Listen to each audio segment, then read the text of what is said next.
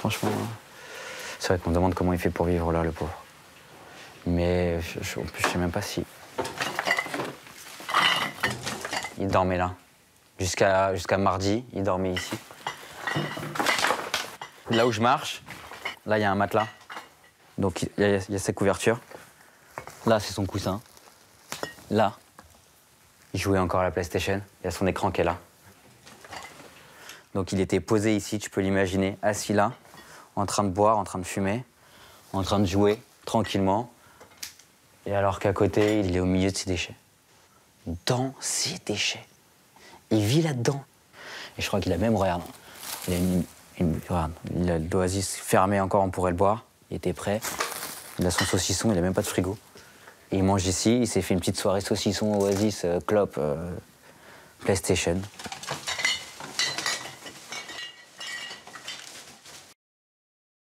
Télé, PlayStation, manette, tout ce... Vraiment, vous jetez que de la bouteille et du déchet. Tout ce qui peut être gardé, tu gardes, d'accord? D'accord? Tu fais attention pareil. Bon, c'est parti. La mission de Meïr et son équipe, nettoyer de fond en comble cet appartement envahi par des années de déchets.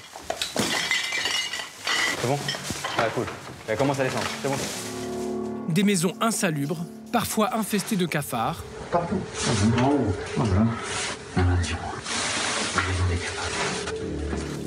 Ou de rongeurs.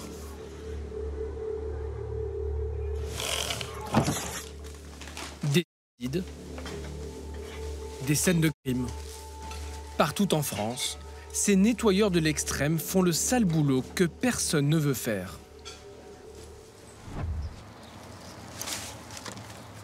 Aujourd'hui, ils sont appelés pour ce qu'ils appellent un dépigeonnage. Ce balcon, laissé à l'abandon par la dame âgée qui occupe les lieux, a été colonisé par les pigeons.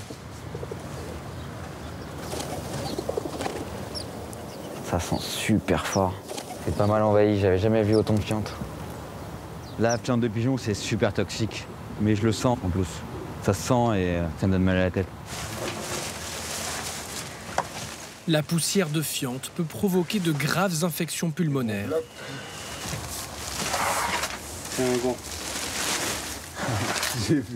Très peu d'entreprises acceptent ce genre de prestations, facturées 1 500 €. Prends le truc, descends-les et libère-les en bas, ils seront plus heureux en bas. Meïr et ses équipes interviennent sur 2 à 3 chantiers par semaine.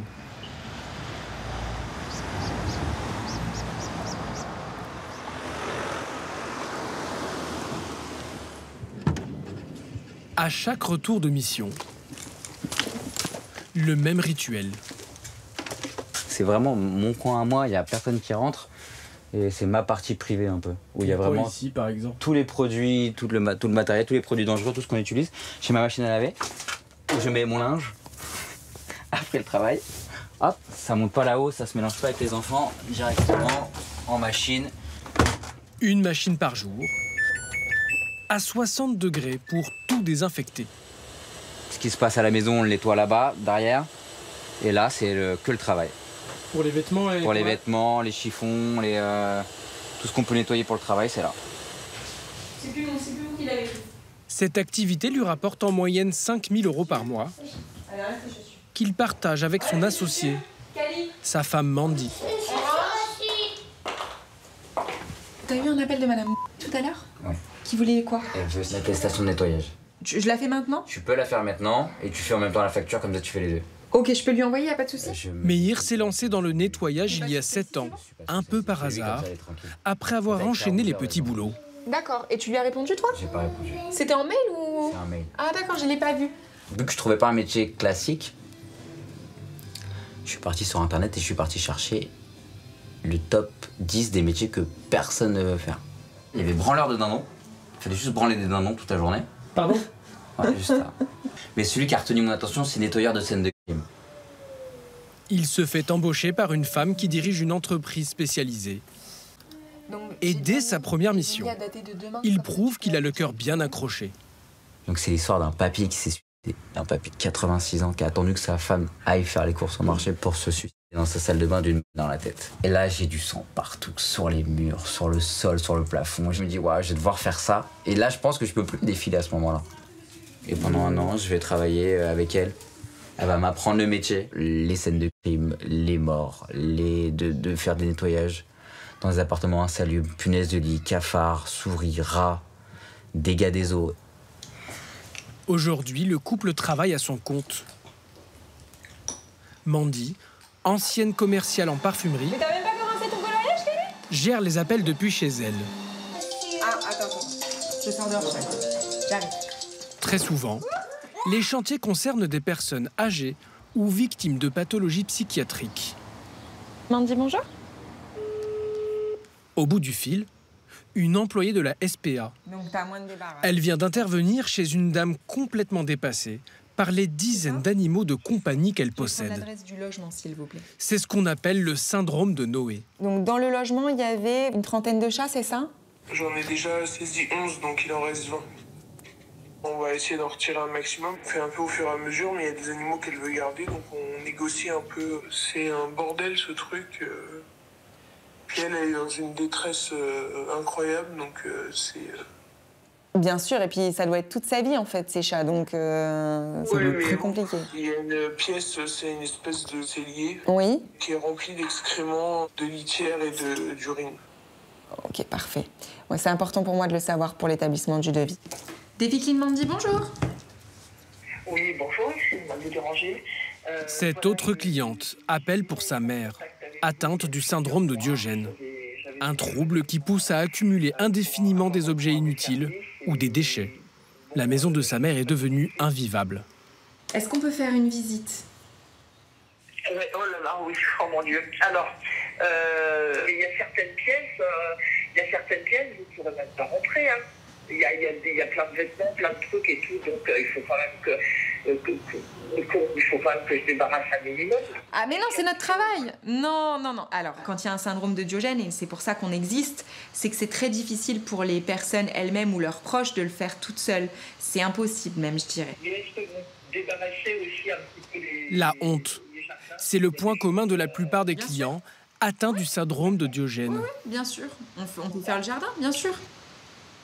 Un mal dont souffre l'occupant de cet appartement, adepte de jeux vidéo, de boissons aux fruits et de saucissons. Ça peut faire 2 mètres, ça peut toucher le plafond. Il a déserté les lieux avant l'arrivée de Meir. Donc là, on est plein. Le nettoyeur essaye de reconstituer sa vie. Mais tu vois ici, tu vois qui vivait là. Tu vois le reste des murs est propre. C'est vraiment là. C'est vraiment là. T'as la trace ici de sa tête qui est là, donc c'est pas trop sale. Et tout le reste, comme il a les mains sales. Il s'appuie sur le mur, tu vois, pour pouvoir passer. Il s'appuie sur le mur. Là, je peux revivre sa vie, le pauvre. C'est vrai que, évidemment, qu'il voulait pas qu'on le voie. Vous êtes trop ici et pas assez là-bas. Tonton, mets-toi là-bas. Tonton, ouais, laisse-le ici. Va vraiment au plus au fond possible et ramène tout ce que tu peux. Reste dans ton coin, nous on va chercher les sacs. La famille de l'homme qui vivait ici a découvert l'état de l'appartement il y a 1 semaine. Non. C'est elle qui a contacté Meir. Hors caméra, ses proches nous ont raconté son histoire. Il a la quarantaine, un poste à responsabilité, un salaire de cadre. Il partait au travail tous les matins et menait une vie en apparence normale. Preuve que l'homme se lavait, l'accès à la baignoire est resté dégagé. Apparemment, il n'utilisait plus sa cuisine depuis des années. Ah, quoi bon, là t'as des mouches, là t'as un peu de tout. Ah, je crois que ça a pourri. Hein. Ouais, je crois. Arrête, viens.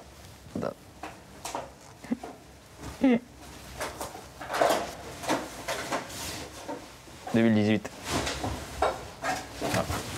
Une descente aux enfers qui aurait commencé après sa séparation, quand sa femme l'a quitté en partant avec son fils. Prends 2 sacs. Il y a plus de 5 ans. Ah, il est dans la gorge le truc. Hein. L'homme ne voyait son fils qu'en dehors de son logement. Et en vrai... La chambre de l'enfant s'est peu à peu transformée en local poubelle. Waouh.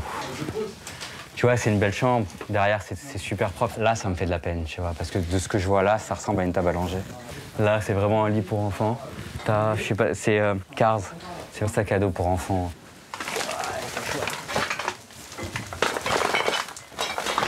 Waouh, c'est énorme.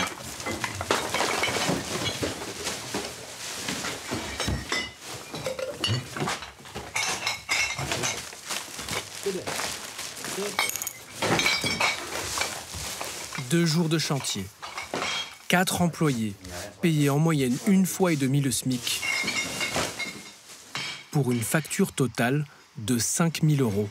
Les jouets, tu les laisses, je les trierai demain.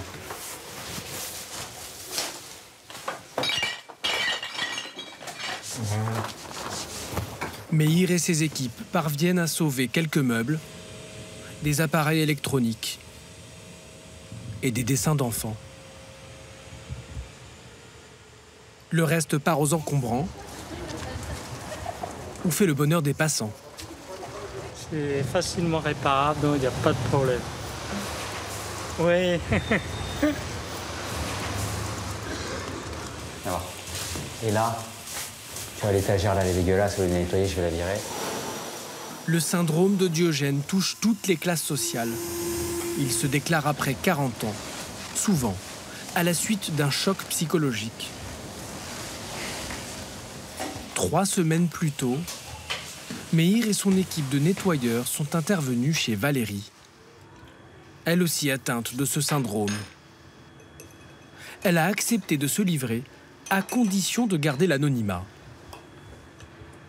Cette quinquagénaire, ancienne employée de bureau d'une grande entreprise, a vécu des mois durant dans un appartement devenu insalubre, aux côtés de son chat et de ses lapins.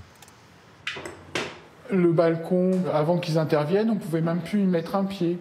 J'avais plein de petites merdes, j'avais accumulé plein de sacs poubelles. Et j'ai redécouvert un balcon. Je me souvenais même pas qu'il était comme ça. Vous voyez, j'ai deux éviers. On les voyait même plus. Il y avait de la vaisselle partout, même sur les bords. Le couloir, c'est bien simple. On pouvait plus marcher parce que il y avait des excréments d'animaux partout. Parce que les pauvres bêtes, j'étais tellement en déprime que je ne changeais même plus la litière. Donc il fallait bien qu'ils fassent quelque part, hein, ces petites bêtes. Vous vous rendiez compte pendant ou pas? On s'en rend compte, mais tant pis, c'est pas grave. De toute façon, au point où on en est, autant continuer, quoi. Valérie reconnaît qu'elle n'était pas une fée du logis. Mais son appartement n'avait jamais été insalubre. Il y a 1 an, elle fait une dépression après le décès de sa mère. Poireaux, je les connais par cœur. Et la perte de son emploi, qu'elle occupait depuis 30 ans. Petit à petit, ça s'est installé. On remet les choses au lendemain. Et puis finalement, le lendemain, on se dit « Oh, non, je le ferai plus tard ». Et du coup, j'ai sombré à un point où je restais assise sur le canapé à ne plus arriver à bouger, ne serait-ce que me lever pour prendre un verre d'eau, par exemple. J'y arrivais pas. Je faisais tomber un briquet, une fourchette, peu importe la chose. Je la ramassais pas. Ça ira pas plus bas. On se fout de tout, quoi. On n'a plus rien à faire de rien. Au bout d'un moment, on s'habitue à l'odeur. On s'en rend plus compte.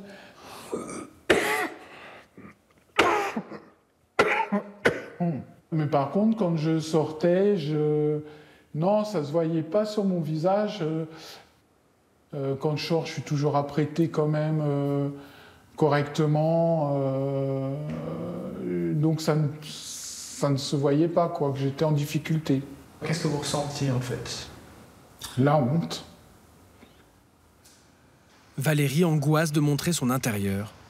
Lorsqu'il y a quelques semaines, elle est victime d'un grave malaise, elle n'ose pas appeler les secours. Entre les cafards, les punaises, la saleté, je ne voulais pas les appeler, quoi. J'avais vraiment trop honte. Vous avez pris le risque d'y passer, presque? Alors oui, j'ai pris le risque, effectivement, et c'est bien pour ça que il y a très peu de temps, je me suis réveillé parce que je ne pouvais plus vivre comme ça, c'était plus possible, quoi. Ma vie était en danger. Et c'est ce qui m'a fait peur.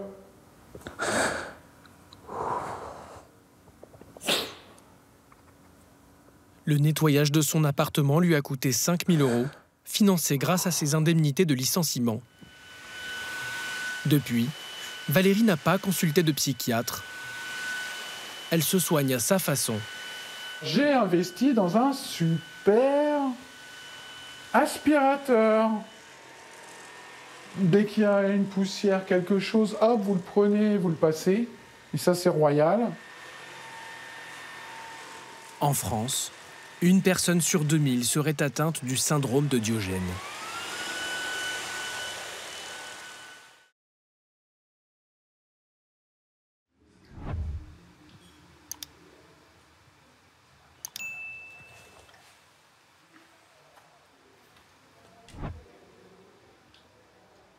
Regardez, ça bouge, ça bouge, ça bouge. Moi, j'ai de bio et les cafards se promènent jusqu'à sa croûte. Vous faites le matin plaisir, un bon petit café, vous trouvez trois cafards dans le café. Non, mais c'est inadmissible. Après, j'ai vu un rat comme ça, il me regarde la nuit. Il était là, il n'a pas eu peur, hein.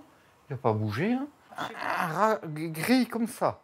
6 coups de canne, il vivait encore. Ouais, c'est costaud ces bêtes-là. Hein. Il ne faut pas vous faire mordre. Hein.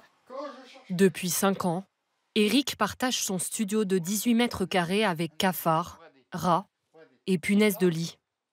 Des animaux nuisibles, un des critères qui caractérise un logement insalubre. Et vous traitez comme ça, voilà. Il a déjà dépensé plusieurs centaines d'euros pour désinfecter son logement. Outre les nuisibles, Eric doit composer avec l'humidité et la moisissure. Des champignons ont même poussé sur les murs.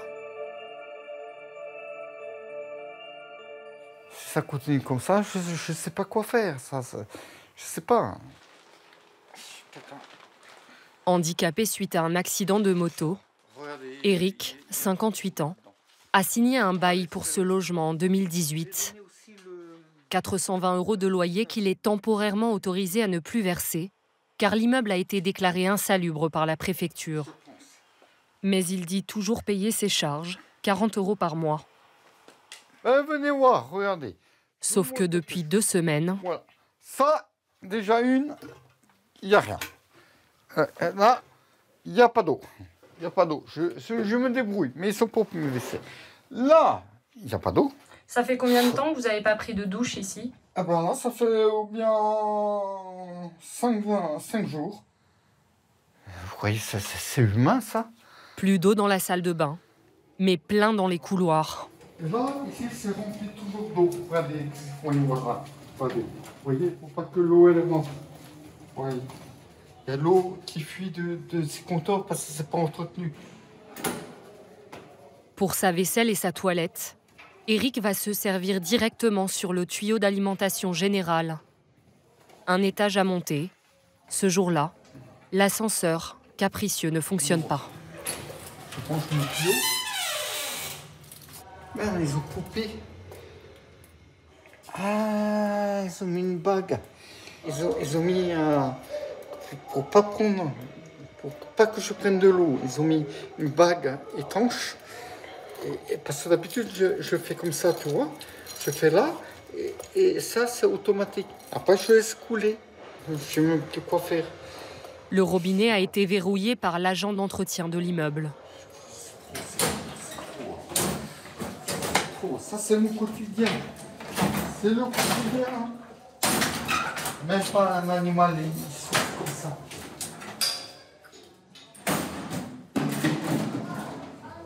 Heureusement, dans l'immeuble, il y a l'entraide. Lui, il me donne de l'eau, là, les jeunes, je vais le voir. Tu peux me remplir mes bidons, s'il te plaît? Moi, tu sais que je vais... Ah oui, je vais le faire,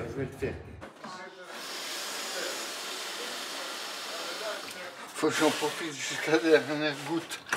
Parce qu'il y a la vaisselle, il y a ça. Je compte pas la douche.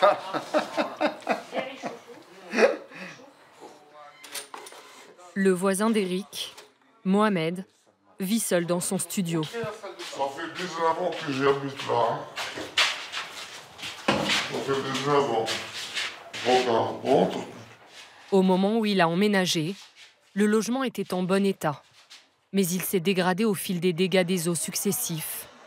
Selon la loi, les réparations sont à la charge entière du propriétaire. Elle m'a dit, on fait à deux. Moi, je te donne 50 €, toi, tu fais tout. Déjà, le DV, le mec que je l'ai amené, m'a dit 800 €. Moi, Handicapé, Mohamed touche 900 € d'allocation par mois. Lui aussi subit des coupures d'eau régulières, alors qu'il continue de payer ses charges, et même son loyer de 400 €. Et pourquoi vous ne partez pas d'ici? J'ai pas trouvé, j'ai trouvé cher. Ouais, c'est vrai, c'est cher. Autrement, je reste plus là, ça, il y en a marre. Des fois, il y en a pas l'eau, des fois, l'eau, ça coule sur toi. Je veux pas faire, il y en a marre, je reste forcé.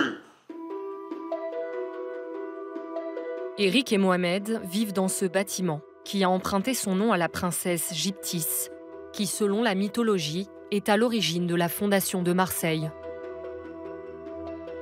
Une copropriété privée de 270 studios, répartie sur 10 étages, et située dans le 3e arrondissement, à la Belle de Mai, un des quartiers les plus pauvres de France. Construit dans les années 70, le Gyptis s'est refermé comme un piège sur ses habitants. Problèmes électriques, fuite d'eau, violence et trafic de stupéfiants. La situation se serait brutalement détériorée il y a 4 ans, avec l'arrivée de nouveaux occupants. Ça, c'est un squat, vous voyez. Rémi est le gérant du syndic de l'immeuble. Mais venez voir, hein. Vous comprendrez pourquoi il y a des fuites après. Il profite du sommeil d'un des squatteurs pour nous faire la visite. Et regardez, voilà ce qui fait les fuites. Vous voyez un WC qui fuit. Ici, on a la douche qui est cassée. Donc, et il y a de l'eau de partout. 95% des fuites, c'est dû au squat et à l'utilisation. C'est pas la copropriété dans son ensemble, la structure est bonne. C'est vraiment l'utilisation des appartements. On le voit bien, quoi. Il y a de l'eau de partout. Et ça, c'est pas un locataire. Ça c'est un squatteur. C'est quelqu'un qui a cassé la porte, qui est rentré. Et le propriétaire, qu'est-ce que vous voulez qu'il fasse? À part appeler la police ou faire une procédure qui dure très longtemps. Le 7e et le 9e étage sont presque entièrement squattés. Vous voyez, ça, c'est clairement un squat. On a ça, ils ont remis une porte. Découragés par des procédures qui peuvent durer plus de 3 ans, certains propriétaires ont adopté une solution radicale. Donc ça, c'est un appartement qui a été vandalisé, squatté. Et donc nous, on prend la décision de le murer pour pas qu'il y ait d'incendie ou de dégradation supplémentaire. C'est le quotidien de la résidence, c'est l'employé. Hein. Et il fait ça quasiment quotidiennement. Donc nous, ce qu'on a fait, on en a muré 1, 2, 3, 4. Au total, 30 appartements murés, sans garantie de résultat.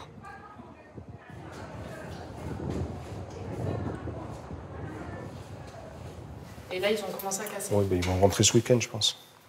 C'est le week-end que ça se passe. Hein, quand vous êtes pas dès qu'il n'y a plus de présence. Voilà. Rémi vient 2 fois par semaine pour tenter de rafistoler l'immeuble. Ce jour-là, il est accompagné de 2 propriétaires et d'une agente d'entretien.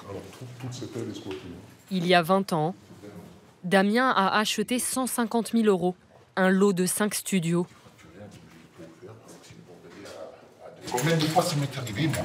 Les squats, quand j'arrivais, ils changent les serrures. Ils mettent une serrure, ils ont la clé. Ils croyaient que ça y est, c'est chez eux. J'en ai sorti plus d'un de squatteurs, mais à un moment donné, 9e, c'est mieux. Les portages squat. Donc les deux. Une fois, il y a un locataire qui m'appelle, il était parti à l'hôpital, il rentre, il dit j'ai plus de porte d'entrée. Bon, j'arrive, j'ai plus de porte. Ok, le lendemain, je remets une porte. 15 jours après, il repart à l'hôpital, il me rappelle, j'ai encore plus de porte d'entrée. Mais le pire, c'est qu'ils vous volent la porte et après, ils viennent vous la revendre, la porte. C'est-à-dire Eh ben, ils vous volent la porte.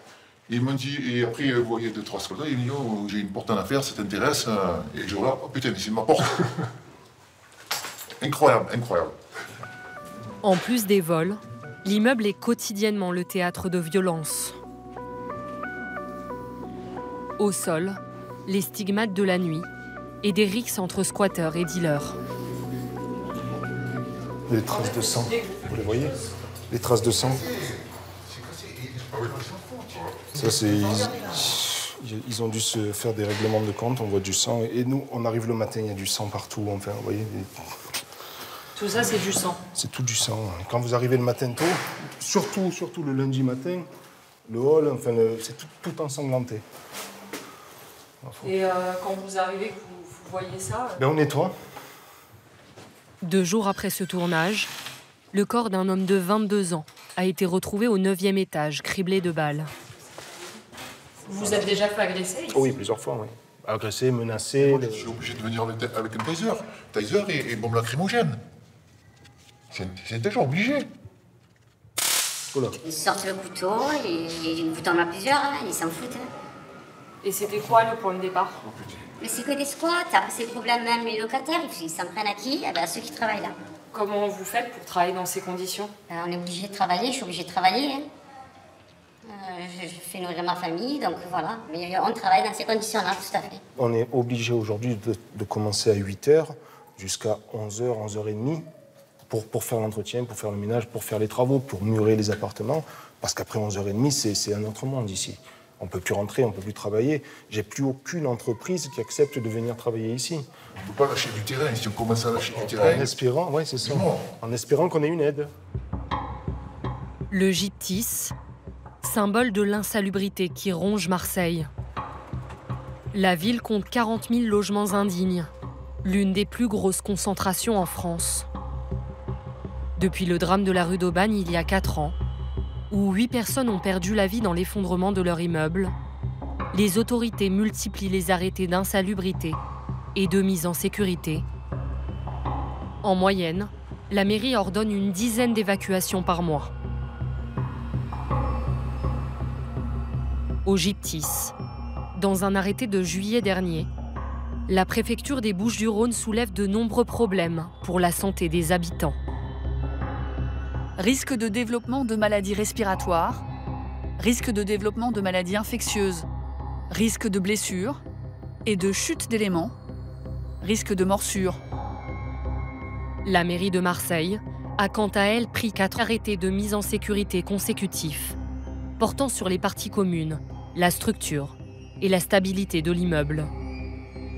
Fissuration et éclatement du béton sous l'effet de l'oxydation des aciers avec risque, à terme, de chute de matériaux de maçonnerie dégradés sur les personnes. Dégradation importante des réseaux de distribution d'eau avec risque à terme de dégradation de la structure suite à la corrosion répétée. Pourtant, la mairie n'ordonne pas l'évacuation, mais pose aux propriétaires un ultimatum. Ils ont 6 mois pour remettre l'immeuble aux normes. 3 mois après l'arrêté, seule une toute petite partie des travaux a été réalisée par le syndic. On a des propriétaires qui ne paient pas leurs charges. Ça implique qu'on n'a pas la trésorerie pour réaliser les travaux, qu'on n'a pas la trésorerie pour payer les fournisseurs. Et voilà, après, c'est un cercle, quoi. Le problème, les propriétaires ne reçoivent pas de loyer puisqu'il y a un arrêté, ils ne peuvent pas payer les charges. Vous avez des propriétaires qui, eux, ont des crédits, ont des familles, ils souffrent, ils n'ont pas de loyer, ils ont le crédit. Pas tous les propriétaires sont des, comme on dit, des nantis. Voilà.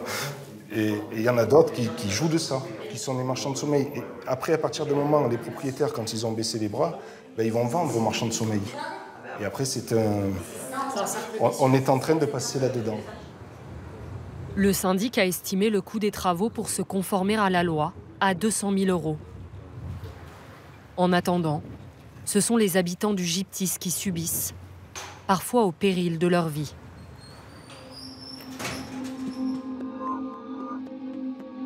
L'année dernière, 2 appartements ont pris feu à quelques mois d'intervalle. À chaque fois, des dizaines d'évacués et plusieurs blessés.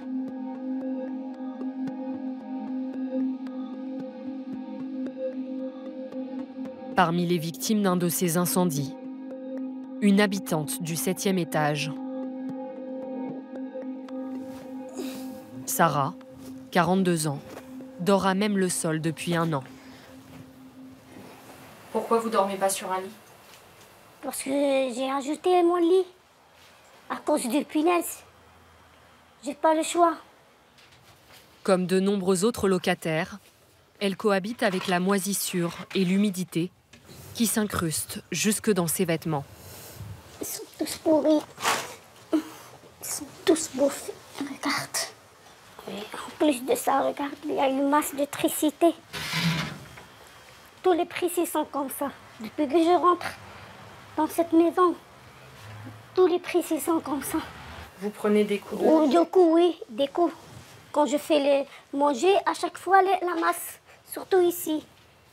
Les installations électriques de l'immeuble ont été désignées dans les arrêtés de la mairie comme de potentiels déclencheurs d'incendie. Le 5 juillet 2021, c'est un appartement voisin de celui de Sarah qui a pris feu. La jeune femme reste bloquée dans son logement et inhale de la fumée pendant de longues minutes. Elle est alors enceinte de 5 mois. Il est mort. C'est mon bébé.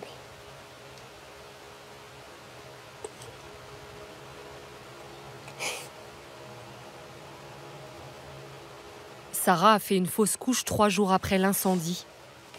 Selon les médecins, l'intoxication au monoxyde de carbone peut être à l'origine de l'interruption accidentelle d'une grossesse. Ça reste dans la tête. Ça fait mal. S'il meurt comme ça, je dis c'est le bon Dieu. Mais ça reste toujours à cause du feu. Ça reste mal au fond de moi. À chaque fois, j'ai peur de dormir. Je suis traumatisée, perturbée, je ne suis pas bien. Pendant 2 ans, Sarah, au RSA, et son mari, Amine, sans emploi, ont payé 150 € de loyer au propriétaire, qui a aussi perçu 270 € d'APL. Ils affirment qu'il a toujours refusé de leur donner un bail. C'est pourquoi ils ont arrêté de payer leur loyer il y a 1 an. Est-ce que vous savez que depuis 6 mois, dans cet immeuble, la mairie, la préfecture a prononcé un arrêté d'insalubrité? Est-ce que vous le savez? Non, je ne savais pas. Ça veut dire que vous êtes en droit de ne pas payer votre loyer. Vous n'étiez pas au courant? Non. Personne n'est venu vous voir? Non.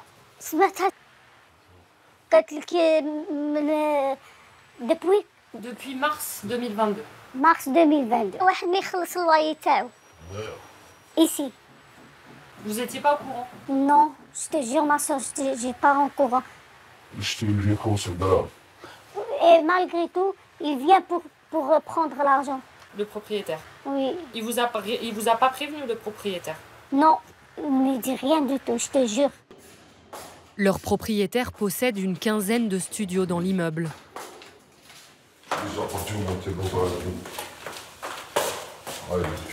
في الساتيام étage عنده لينا هنا 2 3 كاين 3 زعما كوتي اللي غير الساتيام هنا هنايا انفون هذا شوفي كيفاش في الدونجي نطلبوا لها الفوازا اختي الفوازا طون فوازان اختي برك حبيت نسقسيك الفوازا تاعك ما تخافيش ما تخافيش ان شاء الله حبيت برك نسقسيك برك على البروبريتير. La voisine accepte de nous laisser entrer. Comme ça.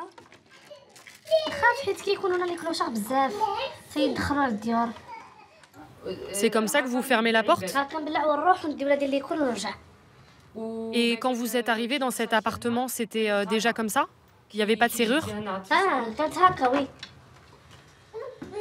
Sans papier, Linda élève seule ses 2 enfants. Nassim, 6 ans, et Dounia, 3 ans. Tu te sens bien ici? Tu dors bien ici? Non, il y a des souris en bas, tout en bas, qui courent. Aussi le balcon. Mais j'ai peur que ça mange. Ah, t'as peur d'être mangé par les souris? Tu aimerais habiter où, toi, si tu pouvais choisir? Loin d'ici. Lina et ses enfants sont arrivés dans ce studio il y a 1 an. Le fenêtre, ça, il marche pas, il est cassé. Regarde, c'est comme ça. Elle ne dispose d'aucune aide financière et dit régler grâce à de petits ménages 400 € de loyer. Elle aussi ignore l'existence de l'arrêté. Vous avez payé quand la dernière fois? Le 5. De quel mois? Le 5 Fadachar. Le 5 septembre. Oui, 100 €, oui. 400 €. Et comment vous payez? Vous payez en espèces, en chèques? Nous, كي يجي عند لي بروبريتير كيدق عليا كنعطيه الفلوس ديالو. حيت لو كان ما عطاش الواي يقول لي خرجي. Ah oui. Le propriétaire de Lina, Sarah et Amine, a accepté de répondre à nos questions. Certains locataires nous ont dit que, encore récemment, alors que l'immeuble est visé par un arrêté de mise en sécurité, vous continuez de percevoir des loyers de montant de 400 € qui ne correspond pas au montant que 400 €, c'est le loyer. Mais les loyers, il n'y a personne qui me les paye. Donc vous niez percevoir des loyers? Ah oui, là, je ne perçois pas de loyer. J'ai des personnes qui me disent tout le contraire de vous, donc qui je crois aussi. Vous voyez ce que je veux dire? Oui, c'est ça mon problème. Est-ce que moralement, vous êtes tranquille de savoir que vous avez des locataires qui vivent dans ces conditions? Alors, je sais pas quoi vous dire là-dessus, parce que mes locataires, ils veulent pas partir. Ils veulent pas partir. Ils ont un appartement. Ils ont un loyer qui est assez bas. Non, mais soyons honnêtes. On n'est pas bien où on est là-bas. Honnête. Je suis pas en train de vous dire qu'ils sont super heureux. Ouais. Par contre, ils sont contents de ce qu'ils ont. Vous leur avez proposé des solutions de relogement? Oui, alors c'est sûr. Alors, je leur ai proposé sans avoir trouvé. C'est-à-dire? Parce qu'il est impossible de trouver sur Marseille un appartement avec des prix raisonnables pour des gens précaires. On a été, nous, voir cet immeuble et ces appartements, et objectivement, c'est invivable. Mais maintenant que les clandos, ils ont pris le dessus, on fait quoi? C'est pas ma faute, c'est la faute de l'État. C'est l'État qui fait pas son job. Si l'État faisait son job, on n'en serait pas là. Il n'y aurait pas ce genre de problème. Propriétaires, syndics, pouvoirs publics, chacun se rejette la faute. Pourquoi les autorités n'ont-elles pas décidé d'évacuer les habitants du Gyptis? Malgré nos sollicitations, la mairie de Marseille a refusé toute interview filmée. Elle nous a fait savoir que, selon elle, les habitants du Gyptis ne couraient aucun danger imminent.